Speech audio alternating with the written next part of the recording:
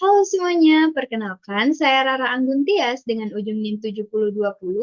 Pada kesempatan kali ini, saya akan membahas salah satu jurnal yang berjudul Analisis Bunga Telang Clitoria ternatea dengan variasi pH menggunakan metode liquid chromatograph tandem mass spectrometry. Jurnal ini ditulis oleh Sumartini dan kawan-kawan pada tahun 2020. Nah, pada penelitian ini, ekstrak bunga telang dianalisis menggunakan LC-MS setelah diekstraksi dengan etanol. Analisis fitokimia menerjemahkan senyawa bioaktif seperti flavonoid, antosianin, flavonol, dan flavon yang berperan sebagai antioksidan.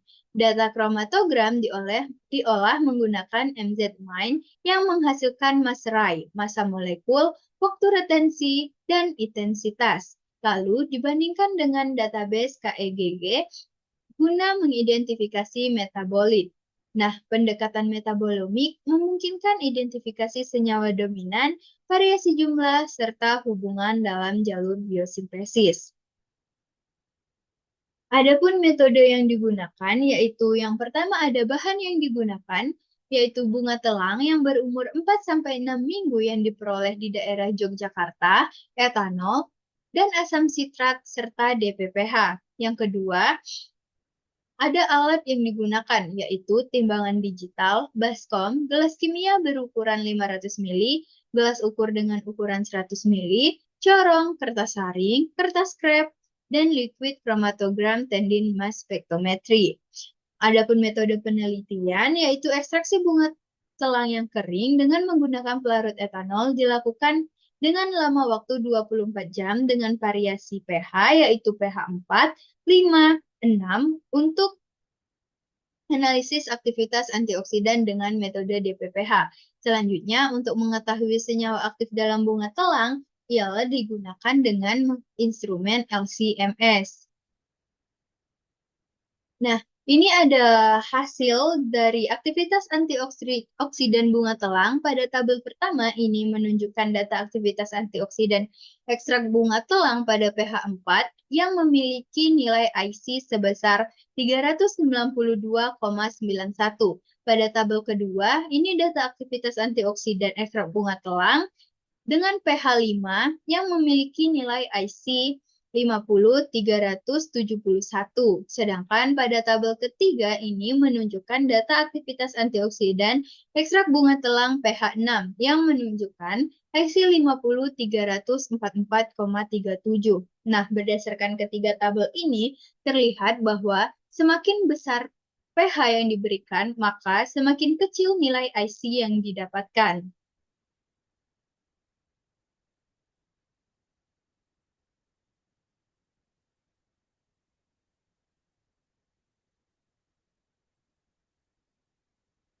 Selanjutnya, ini ada hasil dari analisis liquid chromatogram mass spectrometry pada ekstrak bunga telang atau Clitoria ternateae untuk mengidentifikasi senyawa metabolit sekunder, khususnya golongan flavonoid.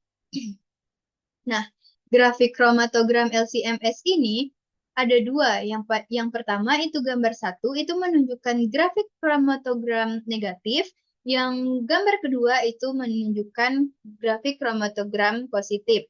Nah, pada grafik ini menunjukkan hasil deteksi berbagai senyawa yang terdapat di dalam ekstrak bunga telang. Setiap puncak atau peak pada garis mempresentasikan senyawa yang berbeda berdasarkan waktu retensi dan intensitas sinyalnya. Mode negatif dan positif yang digunakan pada analisis ini digunakan untuk mendeteksi senyawa dengan karakter ionisasi yang berbeda. Ada anion dan kation.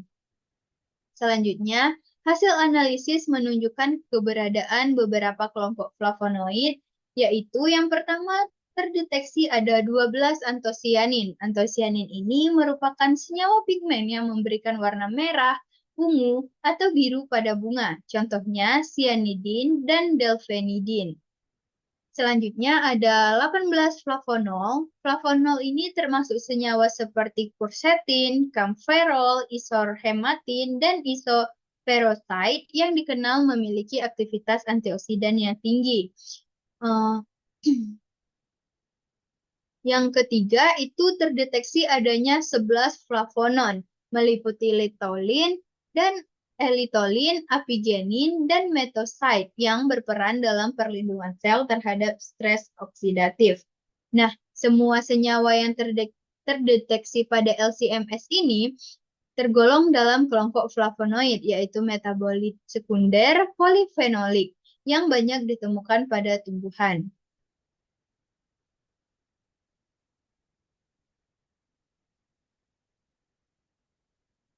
Selanjutnya kita akan membahas jalur biosintesis dari flavonoid itu sendiri. Nah, jalur biosintesis flavonoid itu berasal dari jalur fenilpropanoid, yaitu jalur metabolit yang berhubungan langsung dengan jalur asam sikimat. Jalur ini dimulai dari fenilalanin diubah menjadi asam sikimat. Nah, proses ini dikatalisis oleh enzim fenilalanin amonialiase atau yang sering dikenal dengan enzim PAL. Enzim ini mengubah asam amino fenilalanin menjadi asam sinamat dengan melepaskan gugus amonia atau NH3. Selanjutnya, asam sinamat kemudian ditambahkan dengan gugus hidroksil OH pada posisi para cincin benzena oleh enzim sinamat 4-hidroksilase atau C4H yang akan menghasilkan enzim P-kumarat. Selanjutnya, asam P-kumarat ini diaktifkan oleh enzim 4P-kumarat atau CoA ligase atau yang lebih dikenal dengan 4Cl menjadi P-kumarolil. CoA yaitu bentuk aktif dari asam P-kumarat yang siap digunakan dalam sintesis lanjutan. Nah, senyawa P-kumarolil CoA bereaksi dengan 3 molekul melonil CoA melalui enzim SAKON sintase atau CHS menghasilkan SAKON yang merupakan prekursor utama semua flavonoid.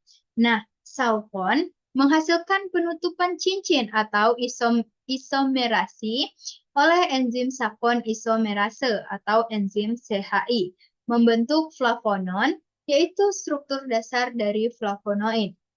Selanjutnya, dari flavonon ini kemudian terbentuk berbagai turunan flavonoid seperti flavonon, flavonol, antosianin, dan isoflavonoid melalui berbagai enzim spesifik yang menambahkan gugus hidroksil, metil, atau glikosida. Nah, mungkin itu saja penjelasan yang dapat saya sampaikan mengenai jurnal ini. Dari penjelasan saya tadi didapatkan bahwa penelitian menunjukkan bahwa ekstrak bunga telang dengan variasi pH memiliki aktivitas antioksidan yang berbeda, di mana pH 4 menghasilkan aktivitas 320 aktivitas IC50 sebesar 392,391 ppm, diikuti oleh pH 5 yaitu 371 ppm, dan pH 6 344,37 ppm. Analisis LCMS berhasil mengidentifikasi senyawa bioaktif utama berupa flavonoid yang berhasil teridentifikasi ada 3, yaitu antosianin, flavonol, dan flavonon yang berperan penting sebagai antioksidan, antiinflamasi, dan anti kanker. Jalur biosintesis senyawa ini berasal dari jalur fenilpropanoid yang berhubungan langsung dengan jalur asam sikimat. Mungkin itu saja yang dapat saya sampaikan. Apabila ada salah kata atau ada yang kurang dalam penyampaian saya mohon maaf. Wassalamualaikum warahmatullahi wabarakatuh. Bye-bye.